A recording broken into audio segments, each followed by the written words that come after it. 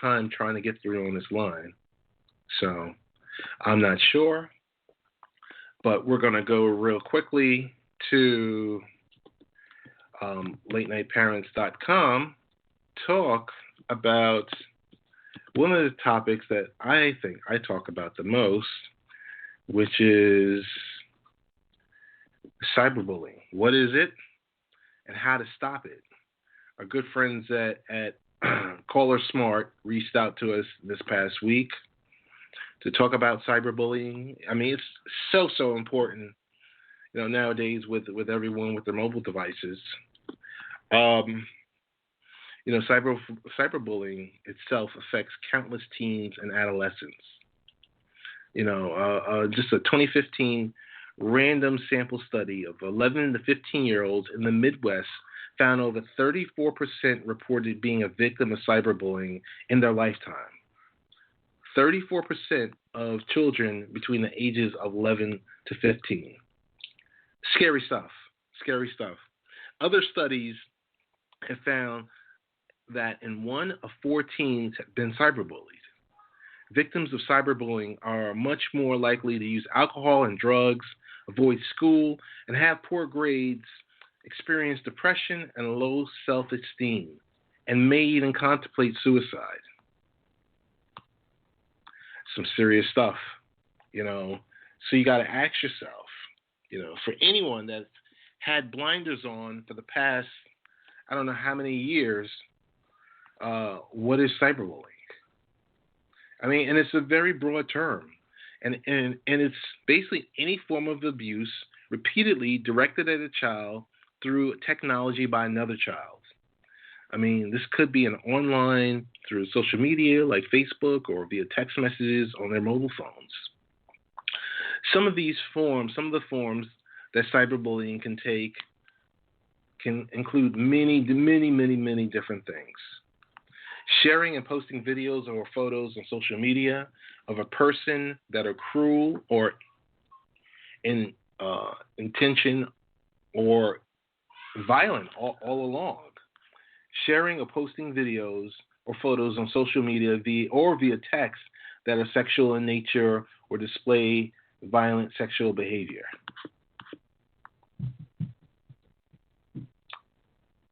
Making threats of physical harm towards a person or telling someone to kill themselves in email, text, or social media. And it seems like nowadays that's more the commonplace. I mean, there's all different types of bullying that happens all during the day, all during our walks of life. Attacking a person online or via text based on their physical appearance, religion, sexuality, or mental ability. Impersonating another person online in order to trick someone into revealing personal details and then sharing it with others. Hacking into another person's social media account or email in order to send untrue and cruel messages to others. I mean, I think we hit it dead on right there. I mean, it seems like nowadays there isn't a time where someone isn't getting hacked. There isn't a time where, what was originally happening to, third-party companies that are attached to these big companies. So, like when you hear a Target was hacked, it's per se not Target being hacked, but it's a third-party provider that's like a middleware that connects to the specific company and, reveals its personally identifiable information. With 92% of teens reporting going online at least once a day and 24% stating that they are online constantly, the amount of potential exposure to cyberbullying is high. Unlike bullying, cyberbullying can be unrelenting and seem inescapable since it is online and on phones. It can happen at any time of the day, and it follows preteens and teens home after school and is often completely anonymous. Cyberbullies can create fake social media profiles and download apps that provide temporarily disposable numbers that allow them to send threatening text messages without the victim knowing the identity of the attacker. So you take a great product like Google Voice, which will allow you to spoof the specific number. So what everyone knows, let's say my number, or like let's say if my wife wanted to play a prank on me, she can go to Google Voice, associate her existing number with kind of like a ghost number out there, and play a prank without me even knowing.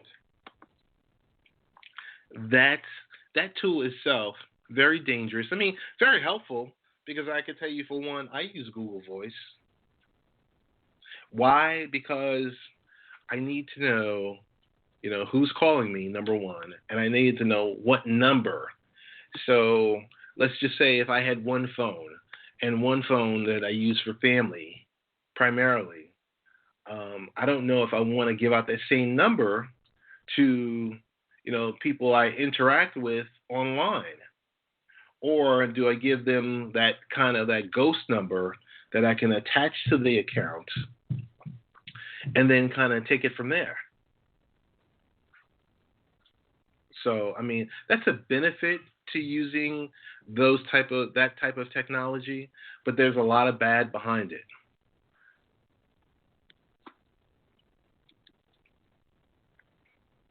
In addition to the messages being ghosted or hidden, images and videos can also spread very quickly via social media and group text messages. Once the information is shared, it's impossible to delete all the occurrences of it, since it's probably already been downloaded by individuals and repeatedly uploaded. So true. Girls are much more likely. I mean, here's some facts about cyberbullying. Girls, 40.6%, are much more likely to be victims of cyberbullying than boys. So that's 40% to 28%. Just slightly a shade under 29%. Girls also dominate social media, while boys tend to play video games. I could tell you, number one, I have a 14-year-old daughter who's on social media all the time, versus my son, who's, yes, he's only 9 years old, but he spends every chance he can get on his video game, on the Xbox One. And/or he spends, on time, kind of like the gaming sites, where not per se, more like esports he's interested in. Facebook, Instagram, and Snapchat are the top 3 popular social media platforms for teens. Facebook has created a bully prevention hub to help teens, parents, and educators stop cyberbullying on the site. Bullying and cyberbullying are closely related. Children who are victims of traditional bullying in school also experience cyberbullying at home. Children who bully traditionally will also bully children on social media and with text messages. In a random sample study, over 14% admitted to cyberbullying another person, with spreading rumors online via text or email being the most common form of bullying. A study from McAfee found that 87% of teens have observed cyberbullying, over 70% of teens have a smartphone, and 15% at least have a basic cell phone, making a text message one of the most common means of cyberbullying. Some cyberbullying laws. Each state has different laws and policies regarding bullying. However, there's no federal anti-bullying law at the moment. Of the 50 states that have anti-bullying laws, 23 states include the terms cyberbullying. 48 states include the definition of electronic harassment in their anti-bullying laws. The only state that does not require schools to have anti-bullying policy is Montana. Of the 49 states that have mandatory school anti-bullying policies, 14 states have mandatory off-campus anti-bullying policies as well.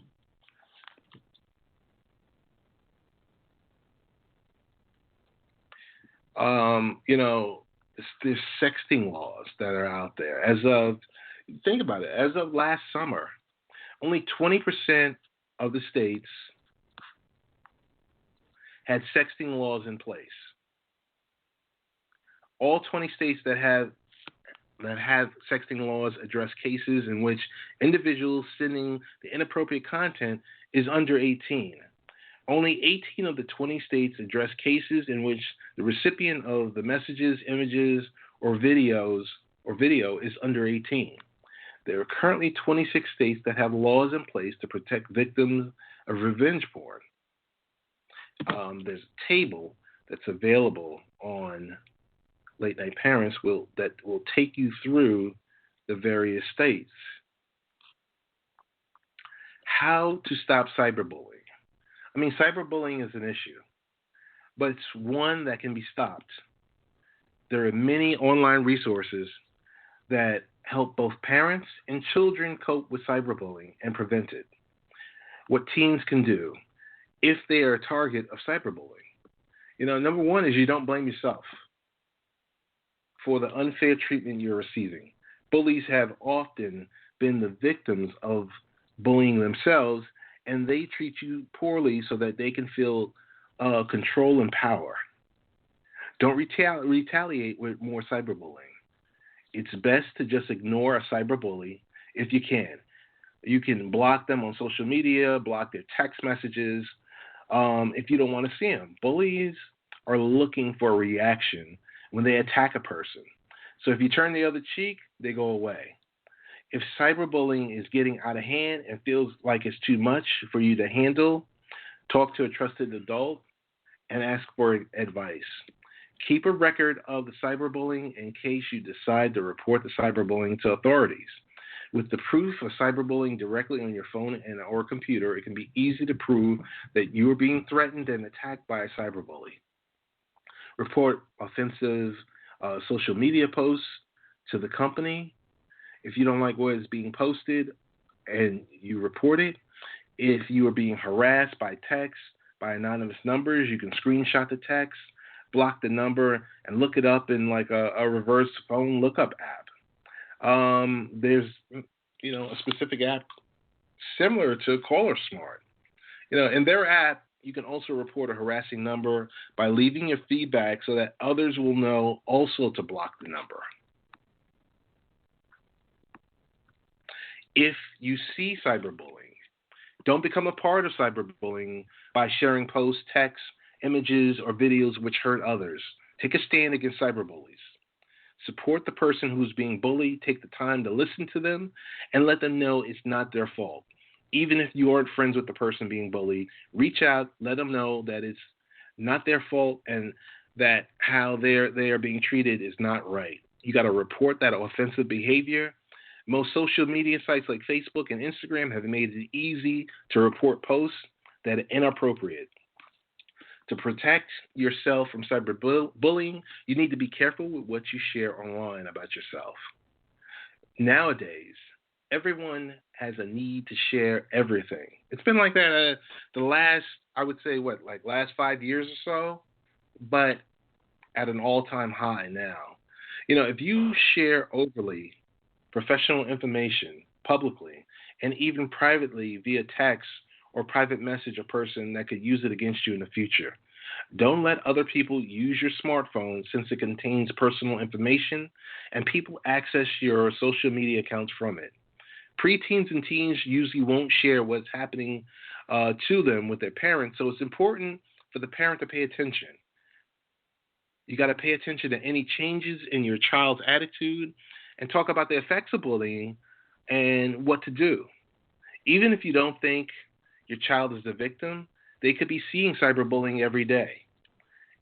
More importantly, if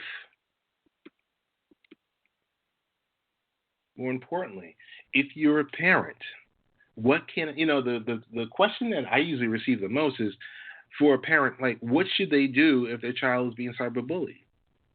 Tell your child that you love them, make them feel safe and supported in their home life. Talk with them and listen to what's happening to them. Encourage them to ignore and block the cyberbullying and not to retaliate. If the problem continues, help your child collect evidence, discuss reporting the cyberbully to school authorities, go over setting up stronger privacy settings in social media, and make sure they know how to report posts that they find hurtful and cruel.